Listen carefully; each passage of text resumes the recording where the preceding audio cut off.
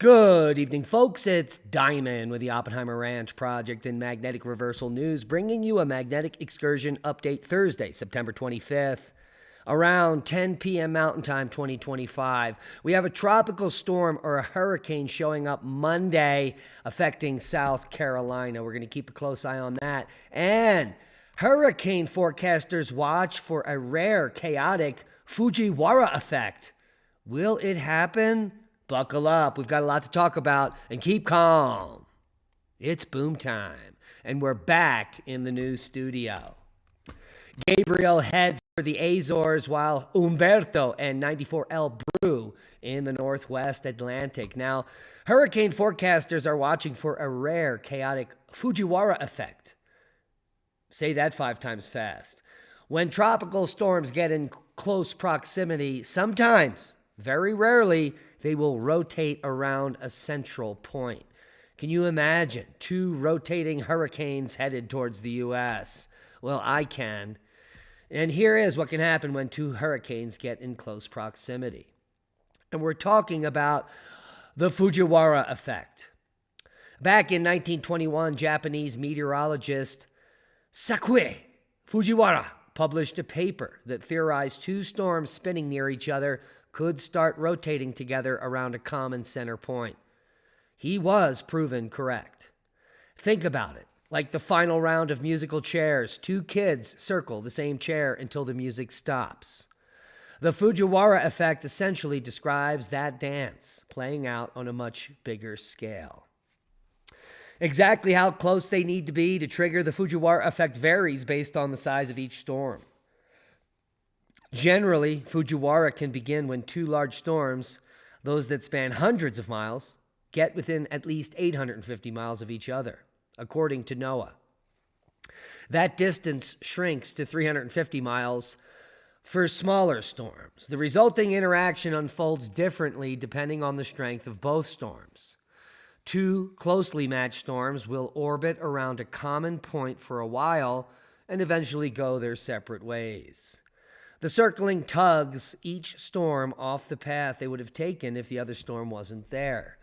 So these 2 storms coming, Umberto and disturbance number 1, well, Umberto's going to track in here, and will they Fujiwhara? That is the question. Fujiwhara much? Gabriel is now post-tropical, but headed towards Europe. And let's take a look at Umberto and the tracks.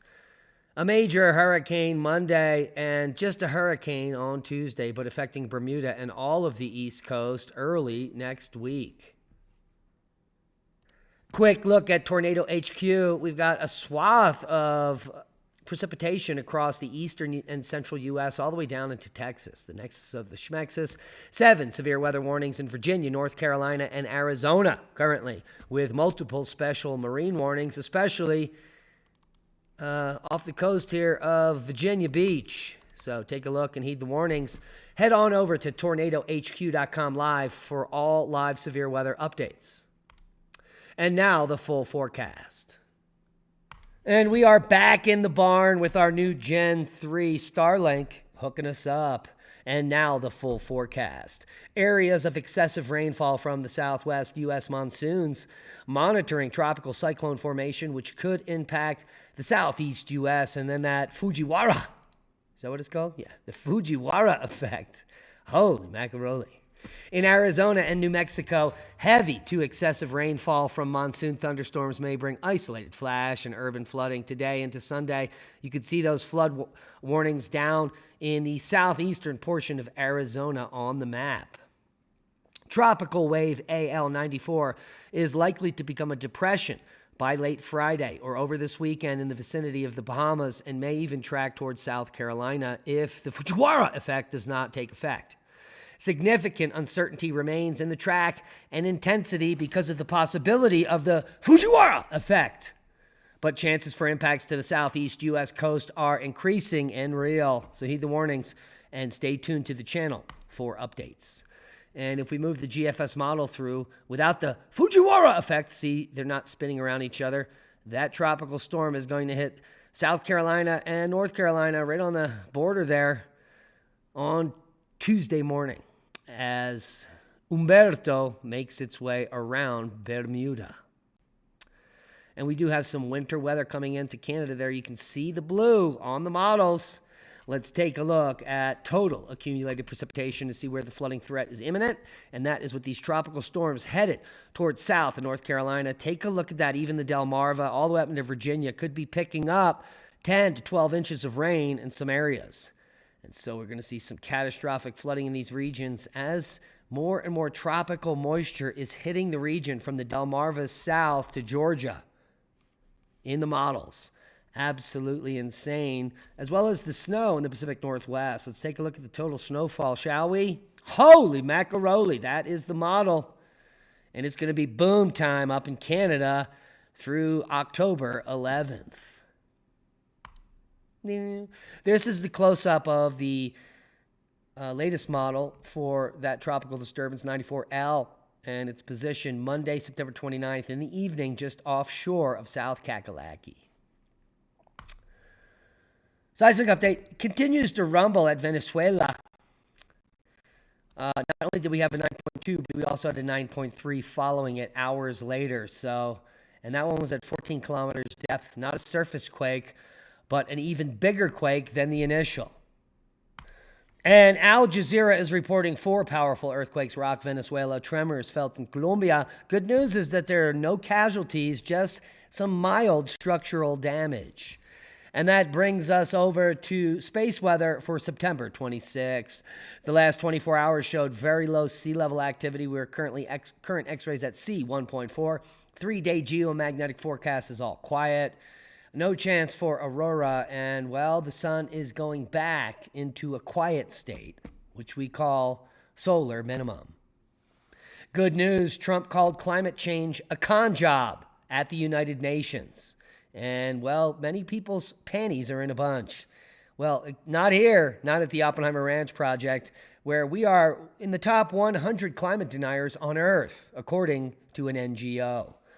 Well, the fact that our administration running the United States, the Trump administration, called climate change a con job is a step in the right direction. Because it is.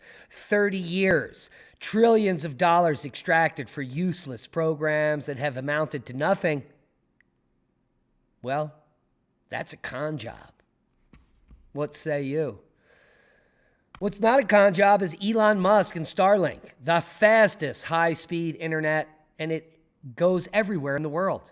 Yeah, you don't need cables, you don't need infrastructure. You just need $49 a month and $89 for the standard kit, which used to cost almost $500. It takes less than 10 minutes to set up, and you are now connected to the highest, the best high-speed internet ever created. There are very few outages, if any, maybe 2 or 3 in the last 5 years, and they only last a few minutes. And they have great customer service.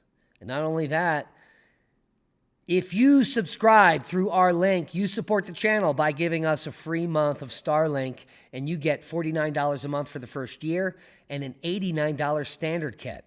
That's the cheapest internet you could find anywhere on the earth, and it's portable. Holy macaroni. Get Starlink now and do yourself a favor. And do the channel a favor. Support us. And that's a boom to knowledge. We are happy to be back home with our new Gen 3 Starlink. You should get one. It ships out in just 4 days to remote areas like Pagosa Springs. Hit the thumbs up. Subscribe to the channel. We're trying to hit 100,000 by the end of the year, and we need your help. So hit that button and be well. We love each and every one of you. And that is a boom.